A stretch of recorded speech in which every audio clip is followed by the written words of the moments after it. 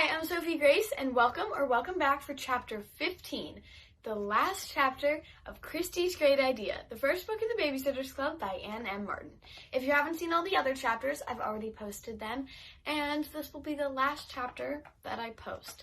Thank you all for always tuning in with me and reading with me every day, and you know the drill. Get comfortable, get a snack, and let's begin.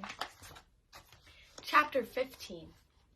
On Tuesday, Mary Ann and I avoided Claudia and Stacy in school until the very end of the day. Then I screwed up the nerve to ask Claudia if she wanted to hold a Babysitters Club meeting the next day as usual. She said it was all right with her.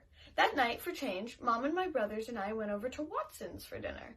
Andrew and Karen were there. Watson was taking care of them more often than usual since their mother had broken their ankle. Karen was in rare form. She loved having company and spent a long time trying to straighten out all the relationships.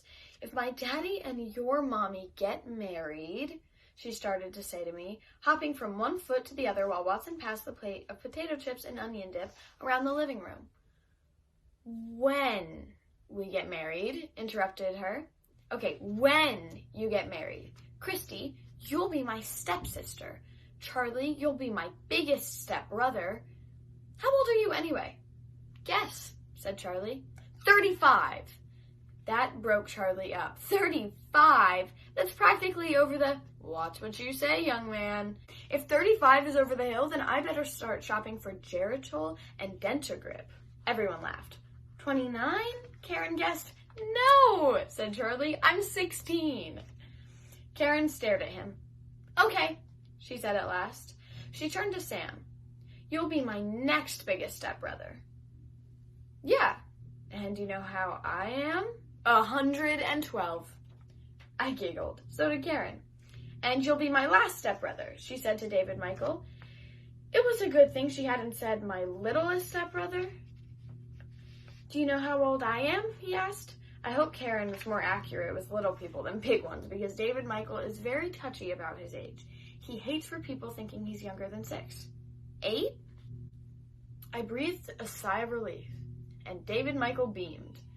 Want to see my room? Karen asked him. Sure. David Michael and Karen ran up the stairs with Andrew at their heels. I sat back in my chair and looked around the living room. There was no carpet, just little throw rugs on the wooden floor, all polished in between. In one corner of the room was a small tree in a brass tub. At one end was a huge fireplace. Near the other was a gleaming grand piano.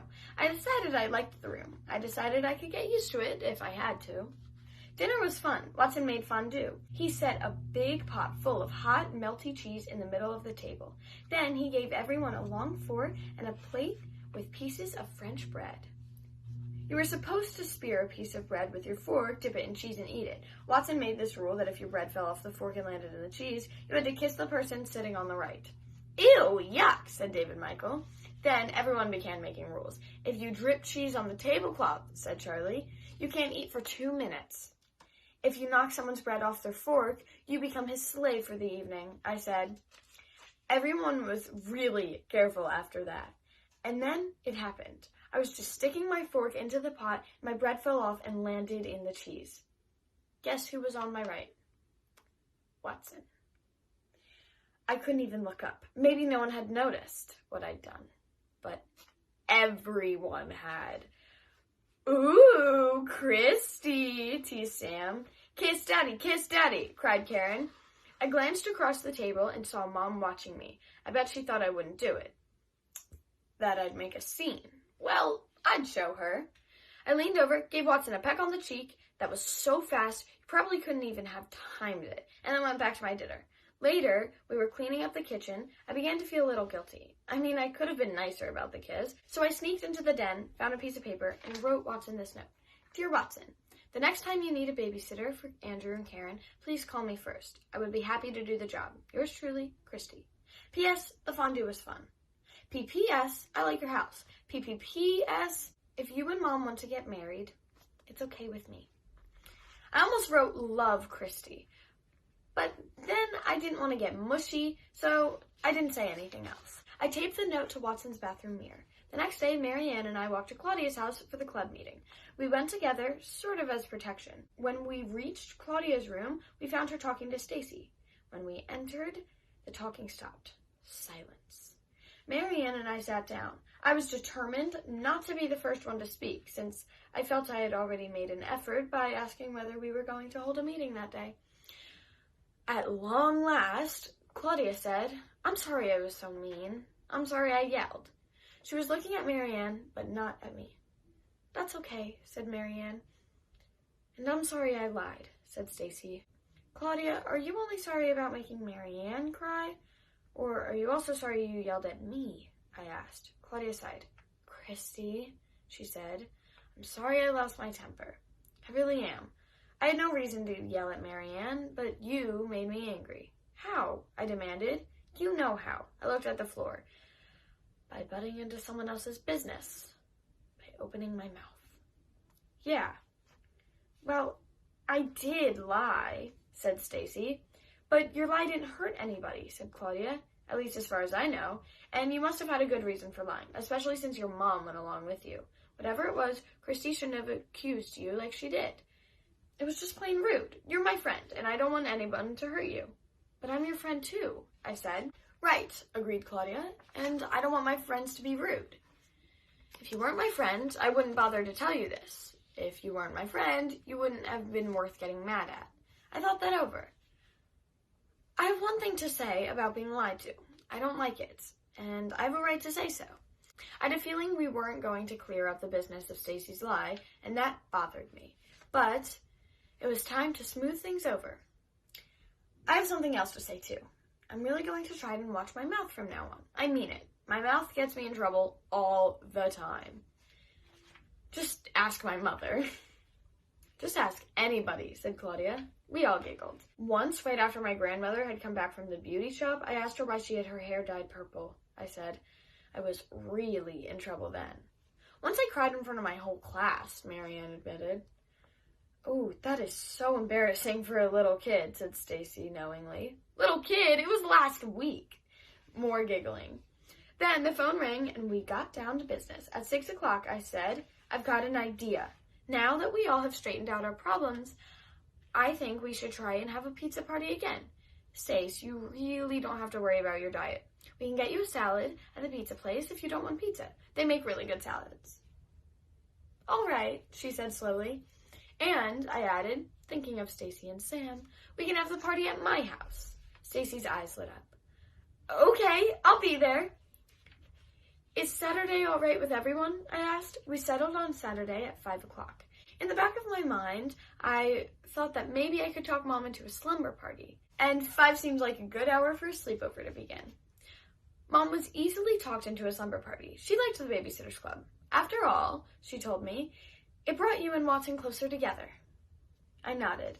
The club helped all of us. It helped Stacy make some friends. I think it helped give Marianne the courage to stand up to her father, and it showed Claudia that she can be good at something besides art, even if that's not the genius kind of thing like Janine's good at. I was pretty pleased with our club, and I was glad Mom was pleased too. On Saturday at 5 o'clock, Marianne, Claudia, and Stacy came over to my house, and our fabulous pizza slumber party began. We ate and ate and ate. Well, Claudia, Marianne, and I ate. Stacy had a helping of her salad and an apple, and then later that evening she drank a diet soda and even joined the rest of us for some popcorn. At 11, we put on our nightgowns and spread our sleeping bags out on the floor of the bedroom. Stacy had a really spectacular nightshirt with gold glitter and the skyline of New York City across the front. "Gosh," said Marianne, "you're so lucky to have lived in New York and to get to take trips there all the time. I've only been twice." Stacy pressed her fingers together. She closed her eyes for a moment, then opened them and said, "You guys, I have something to tell you." "What?" I said eagerly. It sounded like a big confession coming up. Claudia gave me a look that said, "Watch what you say." I closed my mouth. "I have a secret," Stacy began. It was all I could do not to cry out. I knew it. I knew you were hiding something. "You know the diet I'm on? Well, it's not just any old diet. And the trips to New York? They're not just to visit friends. I have to go to a doctor there. Sometimes I have to stay in the hospital overnight." Claudia and Marianne looked stricken. "Oh, Stace," I said softly. "I knew it. You have anorexia, right? That's what the crazy diet is all about." "Anorexia?" repeated Stacy. No. "No? I have diabetes," she managed to say. "I just got it last year." Marianne opened her eyes wide. "Oh, poor Stacy," said Claudia, giving her an awkward hug. But I said, "Diabetes? Is that all?" "Is that all?" exclaimed Stacy. "What do you mean?" "Well, I mean, why didn't you just tell us? My cousin Robin has diabetes. It means you have problems with your sugar. Your body doesn't process it the way most people's bodies do. Too much or too little sugar can be dangerous, right? And you probably have to give yourself insulin every day. It's rotten, but, I mean, you're not a freak or something. Well, I'll quit offering you candy, okay?" Claudia gave me another look. This one meant sincerely, "Good going, Kristy." "But don't you guys care?" asked Stacy. "Of course we care," I replied. "I mean, doesn't it bother you?" "No, why should it?" said Claudia, frowning. "Yeah," said Marianne and I. "I don't know, my mother acts like it's some kind of curse. The kids at my old school started teasing me about my diet because I fainted a couple of times. So my mom decided we should come to a peaceful little town, to get me to some place civilized and quiet." "That's why you moved here?" said Marianne. Stacy nodded. "Well, partially." "Wow," I said. "So I thought maybe I should cover up what was wrong with me. Moving here seemed like a chance to start over, but not telling you guys was worse than telling my old friends. It got so complicated with the lies and everything." "Well," said Marianne, in her quiet way, "maybe you don't have to tell all the kids. We know, and that's important because we see you most often. Maybe you should sort of keep quiet about it at school, but not lie about it." "That's true," agreed Stacy, her face softened. "You guys are great." We smiled. "I think we should have a slumber party once a month," she exclaimed. "Yeah," I said. "When Mom and Watson get married, we'll have them at Watson's house if we move there. The 3rd floor would be perfect. We could have it all to ourselves." "When your mother and Watson get married?" cried Claudia. I nodded. Then I told my friends everything. Just as I was finishing, a knock came on the door. "Hey, all you girls," called Sam's voice. "Mom said to bring this to you. Don't worry, I'm not coming in. I'm just leaving it outside the door.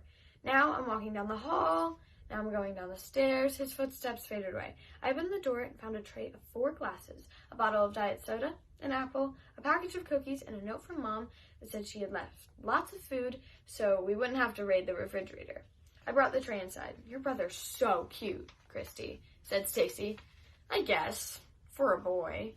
"No, really. Do you like any boys, Kristy?" I made a face. "What do—" Stacy started to say, but I held my finger up to my lips. "Shh," I hissed. "Do you hear that?" "What?" "Something at the window." We made ourselves quiet. We could hear a sound. "I guess it's nothing," I said, but while we were all in the mood, I turned out the lights and whispered to the other, "What's the scariest thing that's ever happened to you while you were babysitting?" In hushed voices, we began telling stories about creepy nights sitting up in silent houses, waiting for parents to come home. Then we started telling ghost stories. I felt deliciously scared and happy. We were friends again. Things were okay with Watson. The Babysitters Club was a success. I, Kristen Amanda Thomas, had made it work, or helped make it work. I hoped that Claudia, Marianne, Stacy, and I, the Babysitters Club, would stay together for a long time. Thank you so much for reading Kristy's Great Idea with me. Bye!